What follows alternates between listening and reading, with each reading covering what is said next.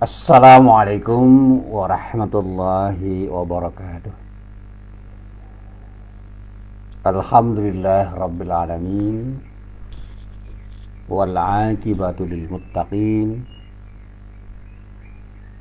Asyhadu an la ilaha illallah wahdahu la syarikalah wa asyhadu anna Muhammadan abduhu wa rasuluh. Allahumma salli wa sallim ala nabiyyina Muhammad wa ala alihi wa sahbihi wa man walah. Amma ba'd. Para jamaah yang dirahmati Allah, alhamdulillah ini kita bisa bertemu lagi, dan kita selalu berharap mudah-mudahan setiap pertemuan kita akan menghadirkan pertemuan yang bermanfaat, karena pertemuan kita benar-benar mendapatkan ridho dari Allah Subhanahu wa taala. Amin. Para jamaah yang dirahmati Allah, saya pernah ditanya orang, ketika Bapak mengaji itu kira-kira yang memperhatikan, menyimak dan mendengarkan banyak apa enggak? Saya tersenyum. Kemudian saya bertanya, ketika kita mengaji, apa yang kita harapkan? Apa yang kita tuju? Apa yang kita inginkan? Pujian orang, penghormatan dari orang, tepuk tangan dari orang? Saya katakan jangan sampai begitu. Hadirkan semua aktivitas kita untuk hanya mendapatkan ridha Allah. Jadi tujuannya cuma satu, mendapatkan ridha Allah.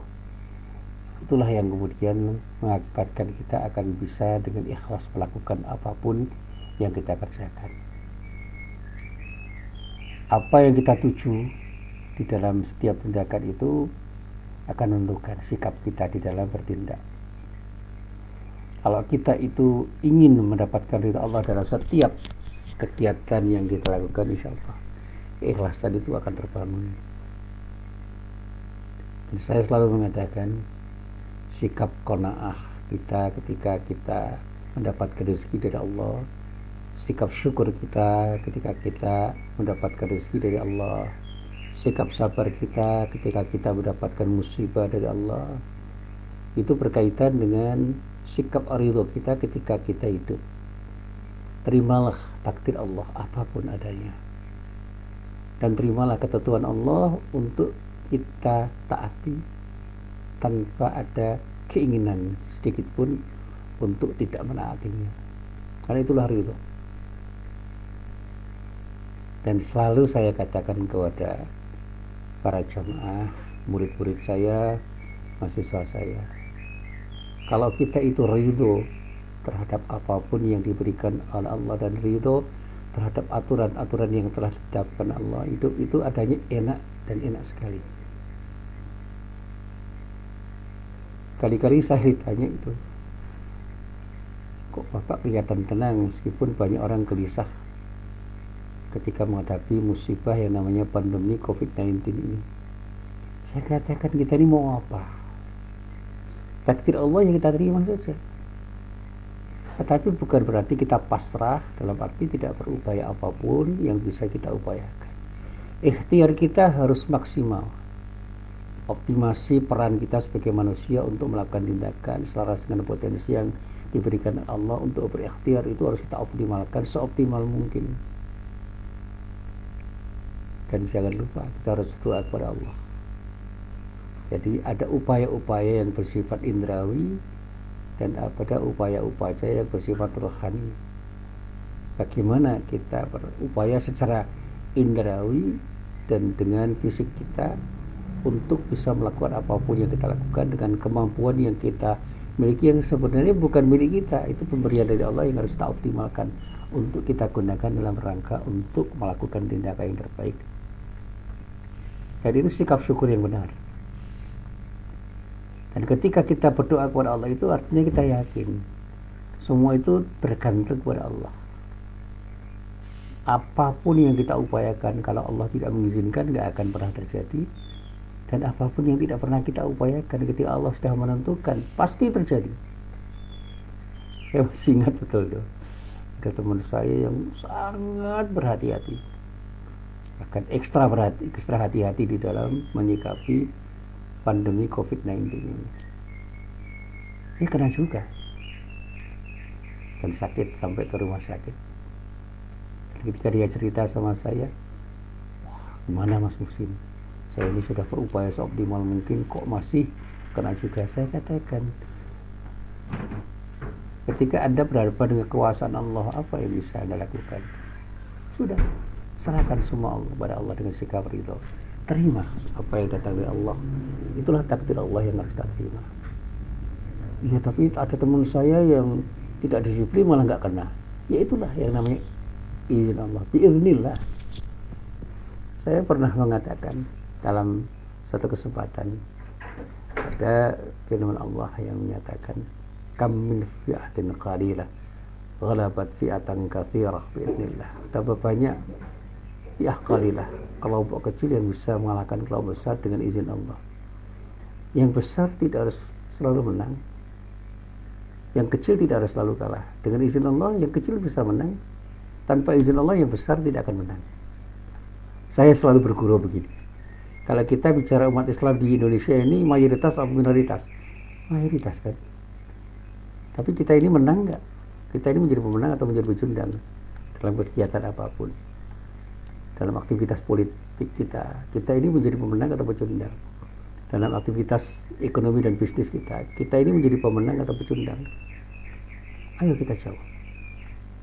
Bahkan dalam aktivitas keilmuan, kita ini sedang menjadi pemenang atau pecundang? Kita ini menjadi produsen ilmu atau konsumen ilmu? Bagi saya membaca tentang persoalan wakaf, dari teori wakaf yang sangat normatif sampai teori-teori wakaf yang kontemporer, sampai konsep manajemen wakaf, dan bagaimana kita melihat wakaf di negeri kita itu dengan cara pandang yang berbeda-beda. Dalam perspektif politik hukum, wakaf kita di Indonesia di negeri kita ini menjadi tidak optimal karena memang dukungan dari pemerintah belum optimal. Yang kedua, memang trust, ya, kepercayaan orang terhadap nadir itu juga belum optimal. Sehingga para calon wakif itu melihat-lihat siapa nadir yang akan dipilih. Imbauan dari pemerintah pada masyarakat muslim untuk mewakafkan hartanya kepada pemerintah melalui lembaga-lembaga tertentu itu belum sepenuhnya direspon dengan respon yang positif. Masih ada orang yang menunggu dan melihat kira-kira bisa nggak, tepat nggak, ada wait and see, kegiatan wait and see. Tetapi ada orang yang sebegitu rupa percaya untuk mewakafkan tanahnya, mewakafkan mobilnya, motornya kepada orang per orang. Saya punya seorang murid yang sekarang mengelola panti asuhan yatim. Itu mendapatkan wakaf tanah, mendapatkan wakaf sawah, mendapatkan wakaf mobil, mendapatkan wakaf motor, dan mendapatkan wakaf yang lain yang sifatnya tunai. Dan bahkan wakafnya itu diubah menjadi sedekah yang tidak pernah dipikirkan lagi. Dia mengatakan, silahkan pakai tanah saya selama-lamanya. Ada yang mengatakan silahkan pakai wakaf tanah sebelum saya gunakan, 10 tahun lagi baru saya gunakan untuk kantor dengan bangunan semi permanen. Ketika dia sudah digunakan dengan bangunan semi permanen, tiba-tiba berubah niatnya, karena saya percaya sama Anda, saya wakafkan sepenuhnya itu untuk Anda gunakan selamanya untuk kepentingan pengasuhan anak yatim, dengan harapan mudah-mudahan Anda dapat ridha Allah dan saya pun dapat ridha dari Allah karena saya berwakaf dan Anda menerima wakaf saya. Itu kan persoalan trust, dan kata kunci adalah kejujuran, keterbukaan, dan sikap amanah dari murid saya itu. Dan dia terkenal dengan sebutan orang yang betul-betul memiliki kejujuran yang luar biasa dan cukup amanah ketika mengelola harta wakaf itu. Dan dia terbuka melaporkan penggunaan harta wakaf itu dengan laporan yang betul-betul bisa dibaca. Nah, para jamaah yang dirahmati Allah, kita kembali pada apa yang ingin saya sampaikan. Bagaimana kita memahami sikap ridho kita itu, dan apa bedanya dengan kepasrahan kita dan sikap qanaah kita. Kalau saya itu mencari-cari kata ridho yang berasal dari kata radhiya yardha, itu berarti menerima satu hal dengan lapang dada tanpa ada rasa kecewa sekecil apapun atau dalam keadaan tertekan, tanpa ada keadaan tertekan. Jadi kalau orang itu ridho berarti dia menerima apa adanya tanpa perasaan tertekan, tanpa ada perasaan kecewa. Saya pernah ditanya itu, sekarang ada pandemi COVID-19, Bapak ridho? Kenapa tidak? Saya nggak pernah merasa tertekan dengan pandemi ini, dan saya nggak pernah kecewa dengan apa yang telah diberikan oleh Allah pada diri saya. Termasuk ketika saya sakit, saya tersenyum. Bukan karena saya itu bersyukur dengan sakit saya itu kemudian saya tersenyum, saya belum sampai ke situ. Meskipun kata para ulama, ada orang yang ketika sakit itu bersyukur karena dengan sakitnya itu dia semakin dekat kepada Allah. Saya baru taraf ingin mendapatkan ridho. Saya menerima dengan lapang dada keadaan saya. Saya tidak pernah kecewa dan merasa tertekan dengan sikap saya.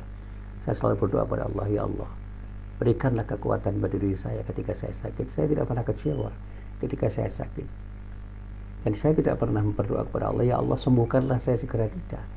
Tapi saya berdoa, ya Allah kuatkan diriku, kuatkan jiwaku, kuatkan imanku, dan dekatkan diriku kepadamu. Dan dengan dekatku diriku padamu, aku merasa senang dan bahagia karena cintaku betul-betul mendapatkan pelabuhan yang tepat untuk saya lakukan di pelabuhan yang seharusnya saya pilih. Pelabuhan cinta saya itu pada Allah, dan pada ridha Allah itu saya berharap, sehingga ketika saya sembuh, saya bersyukur. Dengan keadaan sembuh itu saya bisa beraktivitas lebih baik daripada ketika saya sedang sakit. Ada teman saya yang dianggap miskin oleh banyak orang, tetapi dia tidak merasa sedih dengan kemiskinan yang dia alami. Dia tetap saja terus berjuang, berusaha seoptimal mungkin dan berdoa, ya Allah berikanlah pada saya kemampuan untuk mendekatkan diriku kepadamu. Dia tidak minta kaya, tapi minta supaya lebih dekat kepada Allah, sehingga dalam keadaan miskin pun dia senang. Karena apa? Dia ridho terhadap ketentuan Allah. Dia punya sikap qanaah, artinya menerima apapun meskipun kata orang itu kurang, tetapi bagi dia itu cukup. Karena apa? Allah yang paling tahu apa yang paling tepat diberikan oleh Allah pada dirinya, dan pada saatnya dia tidak pernah mengeluh dengan kemiskinan yang dia hadapi, dan dia terus berjuang untuk meraih sesuatu dengan upaya optimal, dengan ikhtiar yang optimal, dengan kerja keras, dan tentu saja ya mencoba untuk bersikap ikhlas di dalam bekerja, sehingga pada saatnya dia merasa nyaman dengan apa yang dia kerjakan. Para jamaah yang dirahmati Allah, ridho itu berkaitan dengan persoalan keimanan. Ada ridho kepada Allah yang kemudian mengakibatkan dirinya itu menerima takdir Allah, sehingga dia menerima ketentuan Allah itu dengan rasa lega, dan dia menaati ketentuan Allah itu tanpa ada perasaan kecewa, mengeluh dan tertekan. Dan pada saatnya Allah ridho. Jadi ada ridho Allah kepada hambanya dan ada ridho hamba kepada Allah.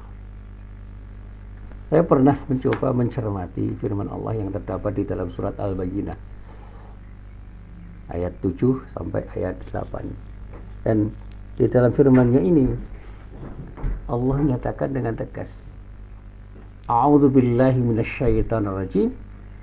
Innal ladzina amanu wa 'amilus solihati ulaika hum khairul bariyah. Jadi dikatakan sesungguhnya orang-orang yang beriman dan beramal soleh, mereka itu adalah sebaik-baik makhluk, khairul bariyah.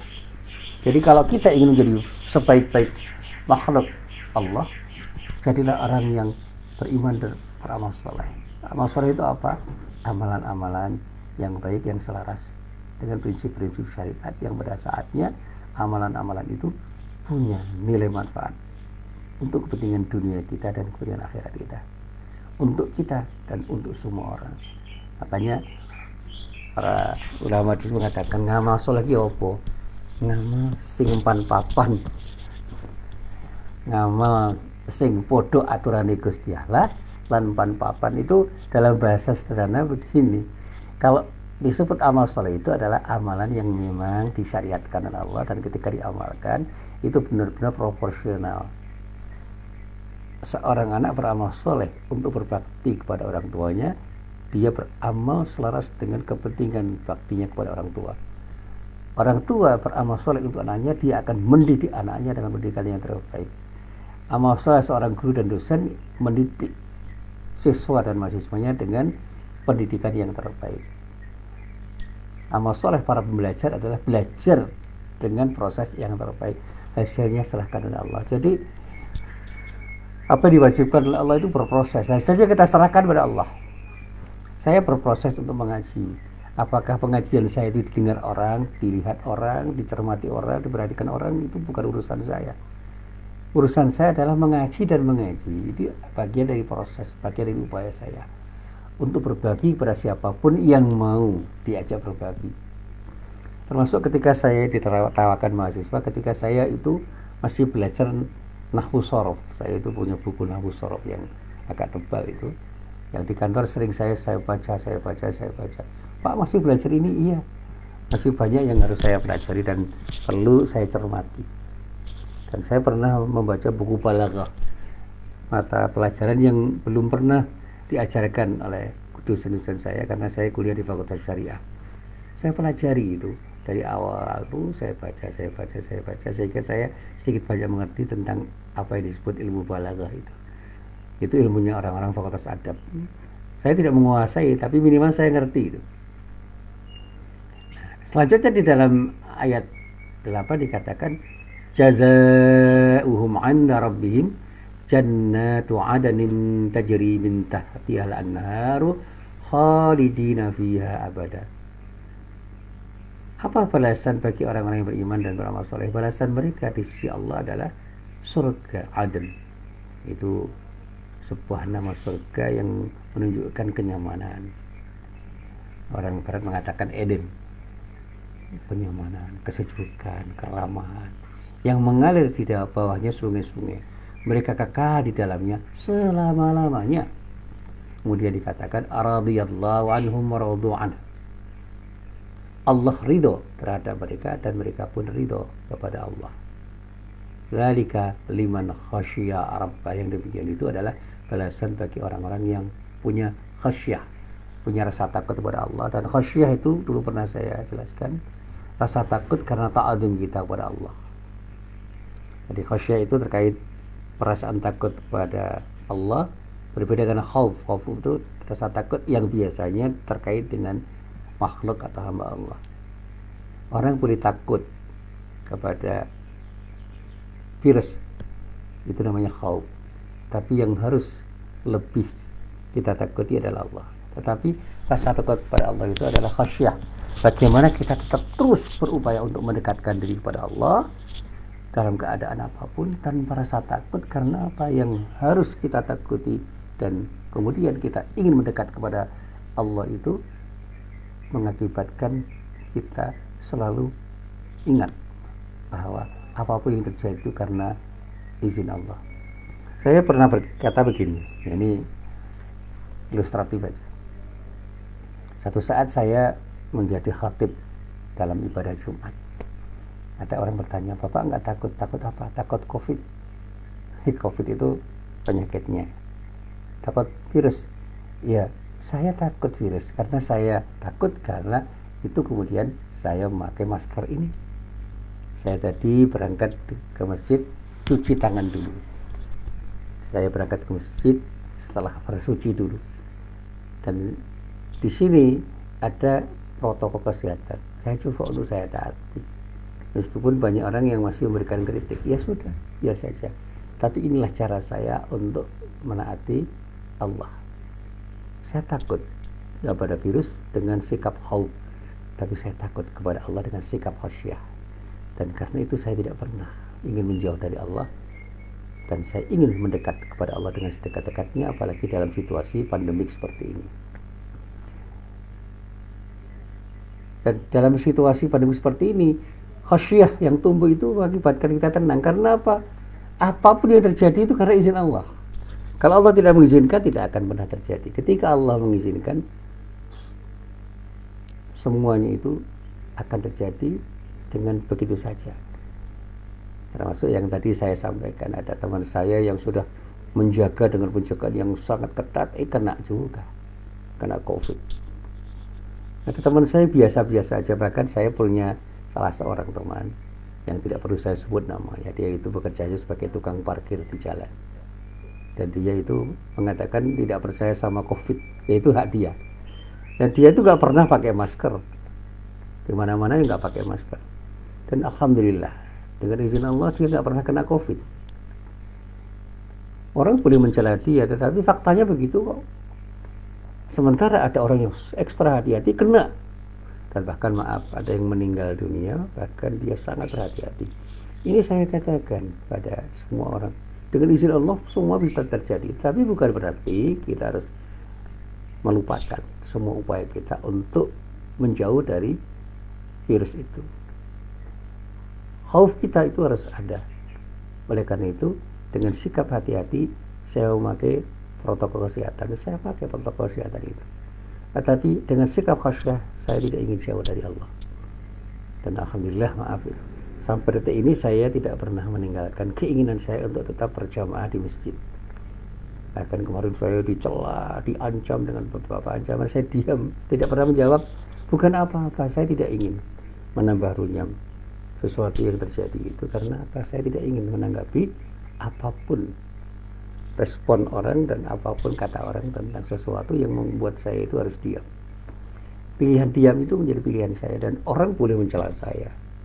Jangankan orang yang jauh dari saya, orang yang dekat dengan saya itu banyak mencela saya dengan sikap saya itu, dan bahkan kata-kata saya pun dianggap sebagai sebuah kata yang tidak tepat.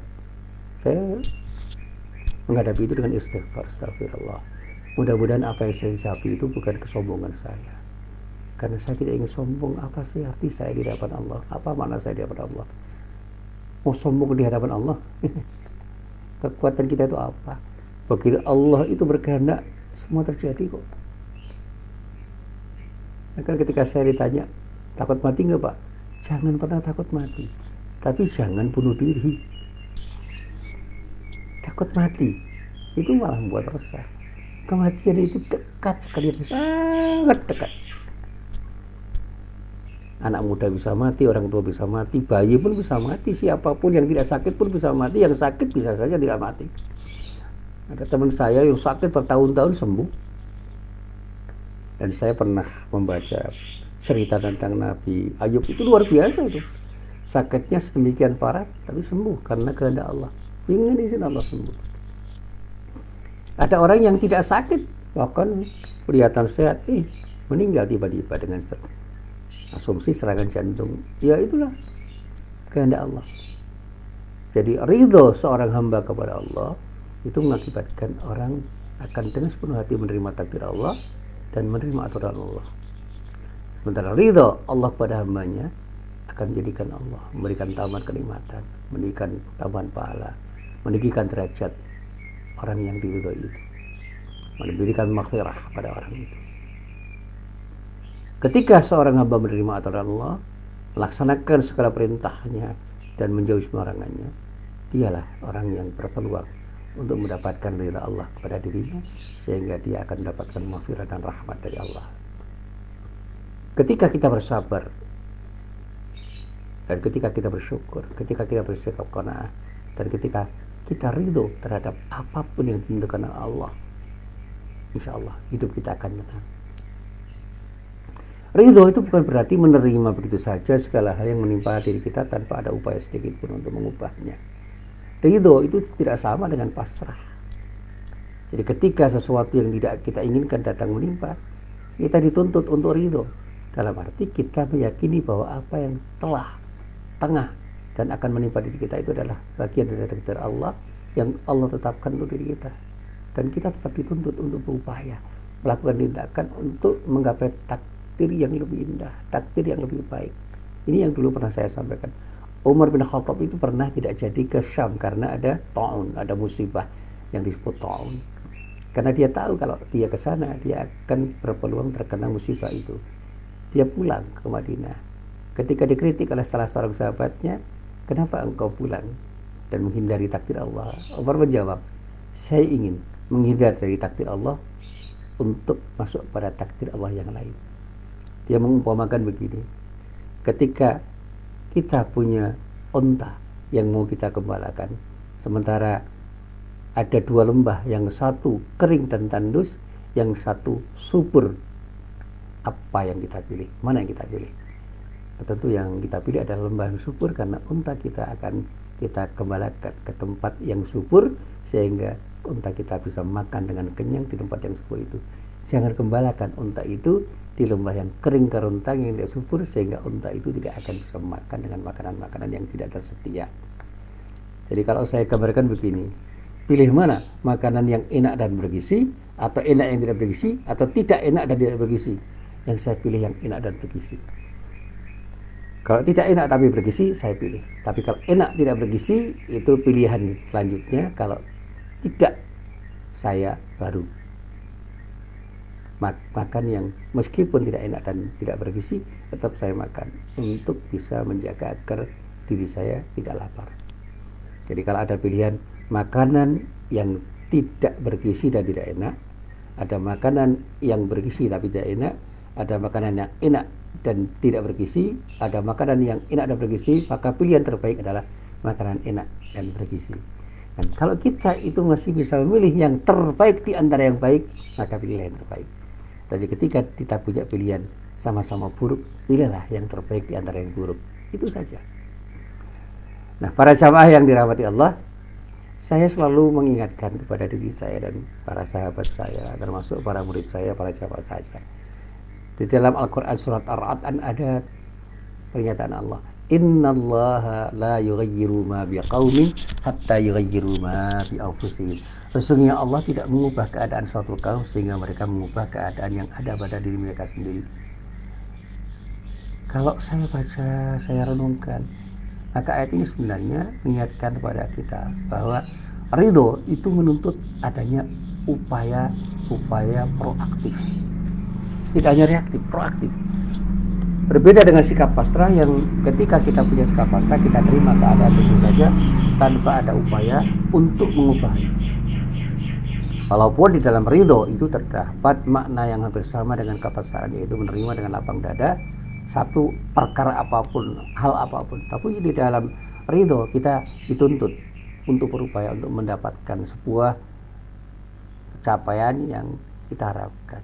Kita harus punya kemauan untuk mengubah kondisi yang ada sekiranya kondisi kita itu belum optimal untuk bisa kita dapatkan. Artinya apa? Kalau kita mendapatkan kondisi yang belum baik, ayo kita dapatkan kondisi yang terbaik.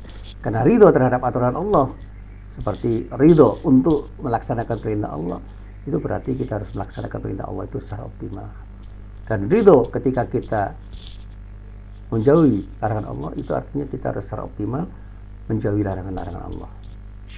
Dan kita harus punya upaya untuk bisa menaati perintah Allah itu dengan seoptimal mungkin, dan juga berupaya optimal untuk menjauhi larangan Allah itu dengan seoptimal mungkin. Dan ketika kita ridho terhadap takdir Allah, termasuk pandemi COVID-19 ini, jangan pernah kita biarkan diri kita sakit karena virus itu.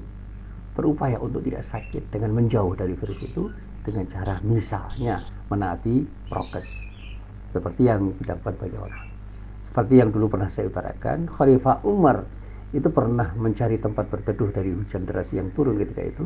Dan pada saat dia ditanya oleh para sahabat, "Hei Umar, kenapa engkau lari dari takdir Allah itu?" Umar menjawab, "Saya lari dari takdir Allah yang satu ke takdir yang lain." Itu artinya apa? Kita itu bisa saja hujan-hujanan dan berpeluang untuk masuk angin, tapi bisa juga membawa payung agar tidak basah kuyup dengan hujan. Itu saja. Kalau kita masih punya payung untuk bisa kita pakai ketika hujan, kenapa kita biarkan tubuh kita terkena air hujan? Tetapi kalau kita sudah tidak punya payung dan kita harus hujan-hujanan, berdoalah kepada Allah. Ya Allah, mudah-mudahan hujan yang menimpa diriku itu tidak menjadikan diriku sakit karenanya. Saya pernah berdoa kepada Allah, ya Allah, berikanlah aku yang terbaik menurutmu, bukan menurutku, karena Allah yang paling tahu apa yang terbaik untukku. Nah, inilah para jamaah yang dirahmati Allah, penjelasan yang bisa saya sampaikan. Kenapa saya selalu mengatakan kita ingin mendapatkan ridho dari Allah, karena pada saat ridho Allah itu diberikan oleh Allah pada diri kita, kita akan mendapatkan sesuatu yang terbaik dari Allah, mendapatkan maghfirah, ampunan dari Allah, mendapatkan rahmah, kasih sayang dari Allah, mendapatkan kenikmatan yang terbaik dari Allah, dan terhindar dari segala keburukan karena izin Allah. Dengan demikian kita bisa mengetahui apa perbedaan antara makna ridho dan pasrah, ridho dan qanaah, ridho dan syukur, ridho dan sabar. Karena apa? Dalam ridho kita melakukan apapun yang kita lakukan dengan kepastian yang tinggi, karena kita tahu bahwa takdir Allah itu adalah sesuatu yang pasti dari Allah, akan ditetapkan kepada siapapun, dimanapun dan kapanpun. Sehingga apapun yang telah, tengah, dan akan terjadi, terimalah apa adanya, gak usah disesali, tidak usah pernah kita kecewa, dan jangan pernah tertekan ketika kita melaksanakan perintah Allah, dan jangan pernah tertekan ketika kita meninggalkan larangan Allah, karena semua yang kita lakukan dalam rangka untuk taat pada Allah itu akan mendapatkan balasan kebaikan dari Allah Subhanahu wa taala. Dan inilah yang harus kita coba untuk kita jalani. Jadilah orang yang ridho terhadap ketentuan Allah dan segala macam takdir yang telah diberikan, tengah diberikan, dan akan diberikan oleh Allah. Taati aturan Allah dengan ketaatan yang penuh, insya Allah dengan ketaatan kita Allah akan memberikan sesuatu yang terbaik kepada diri kita. Amin ya rabbal alamin. Assalamualaikum warahmatullahi wabarakatuh.